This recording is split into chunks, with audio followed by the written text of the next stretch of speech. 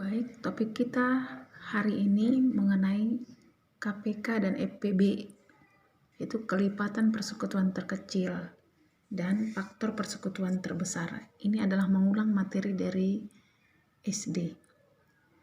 Nah, perhatikan. Tentukan KPK dari 3 dan 4. Kalau kita kerjakan menurut kelipatannya, ya. Kelipatan 3 itu 3, 6, 9, 12, 15, 18, 21, 24, 27, 30 dan seterusnya sampai 36. Kelipatan 4, 4, 8, 12, 16, 20, 24, 28, 32, 36, 40 dan 44. Nah, KPK itu adalah kelipatan persekutuan. Persekutuan mana yang sama ya? Jadi dari 3 dan 4, kelipatan persekutuan 3 dan 4 adalah 12, 24, dan 36. Nah, kalau ditanya kelipatan persekutuan terkecil, jadi dari kelipatan persekutuan antara 3 dan 4, yang paling kecil itu adalah 12. Maka kelipatan persekutuan terkecil atau KPK dari 3 dan 4 adalah 12. Nah, sebenarnya begitu memahaminya. Nah, sekarang bagaimana menentukan faktor dan persekutuan? Faktor persekutuan ya. Faktor itu pembagi ya. Kalau ditanya faktor dari 12, bilangan-bilangan berapa saja yang bisa dibagi dengan 12? Yang hasilnya bulat tentunya ya.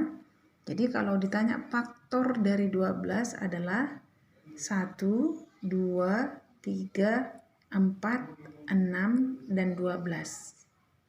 Nah, kalau ditanya faktor dari 70, 1, 2, 5, 7, 10, 14, 35, dan 70. Jadi kalau ditanya faktor persekutuan terbesar. Nah, coba kita perhatikan contoh ya.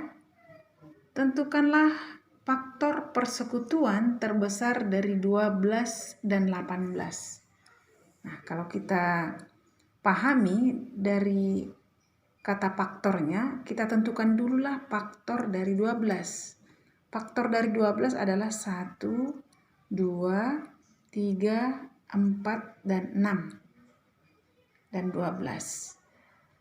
Faktor dari 18 adalah 1, 2, 3, 6, 9, dan 18.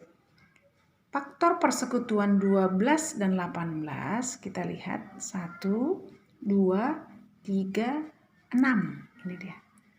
Nah, dari keempat faktor persekutuan ini, mana yang paling besar? Itu adalah 6.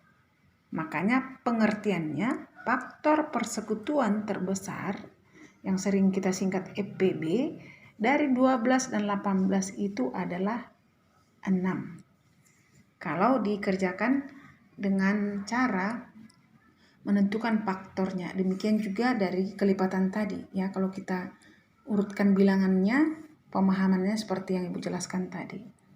Nah, yang berikutnya, bagaimana menentukan kelipatan persekutuan terkecil dan faktor persekutuan terbesar dari suatu bilangan, yaitu dengan menggunakan faktorisasi prima. Ya, perhatikan, ini juga adalah materi pengulangan waktu di sekolah dasar. Tentukanlah KPK dan FPB dari 12 dan 18. Nah, kalau kita paham mengenai faktor, ya, harus paham juga mengenai faktornya yang merupakan bilangan prima. Saya kembali jelaskan. Kalau dikatakan faktor dari 12 adalah 1, 2, 3, 4, 6, dan 12. Tapi kalau dikatakan faktor prima dari 12, dari faktor-faktornya ini mana yang merupakan bilangan prima? Yaitu 2 dan 3. Ya. Jadi kalau dikatakan faktor prima dari 12 adalah 2 dan 3. Nah, kita lihat ya. Tentukanlah KPK dari 12. Maka cara menentukan faktorisasi primanya, bagilah 12 ini dengan bilangan prima yang terkecil. Bilangan prima paling kecil adalah 2. 12 bagi 2 sama dengan 6. Bagi lagi dengan 2 sama dengan 3. Ya, jadi faktorisasi primanya 2 kali 2 kali 3 atau 2 pangkat 2 kali 3. 3 pangkat 1 nggak usah ditulis. Jadi faktorisasi prima dari 18 tetap bagi dengan 2. 18 bagi 2 9. 9 bagi 2 tidak bisa. Kalau nggak bisa bagi 2 bagi 3. 9 bagi 3 sama dengan 3. Maka faktorisasi primanya 2 kali 3 kali 3 atau 2 kali 3 pangkat 2. Nah, setelah kita tentukan faktorisasi prima dari masing-masing bilangan yaitu 12 dan 18, barulah kita menentukan kelipatan persekutuan terkecilnya. Nah, untuk KPK dulu. Untuk KPK coba perhatikan faktor yang bersesuaian ya. Maksudnya yang bilangan pokoknya di dalam pemangkatan, 2 ini namanya bilangan pokok, 2 ini namanya eksponen atau pangkat ya. Jadi faktor yang bersesuaian 2 dengan 2. Kalau untuk KPK atau kelipatan persekutuan terkecil, ambillah pangkat paling tinggi.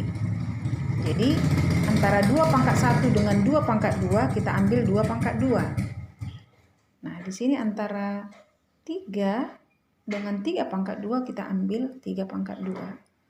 Jadi 2 pangkat 2 4, 3 pangkat 2 9, 4 kali 9 sama dengan 36. Maka KPK dari 12 dan 18 adalah 36. EPB-nya kebalikannya, kalau tadi adalah pangkat tertinggi, maka untuk EPB yang bersesuaian kita cari pangkat yang terendah. Jadi 2 dengan 3 ya. Maka EPB-nya 2 pangkat 1 kali 3 pangkat 1 sama dengan 6. Demikianlah penjelasan tentang KPK dan EPB. Terima kasih.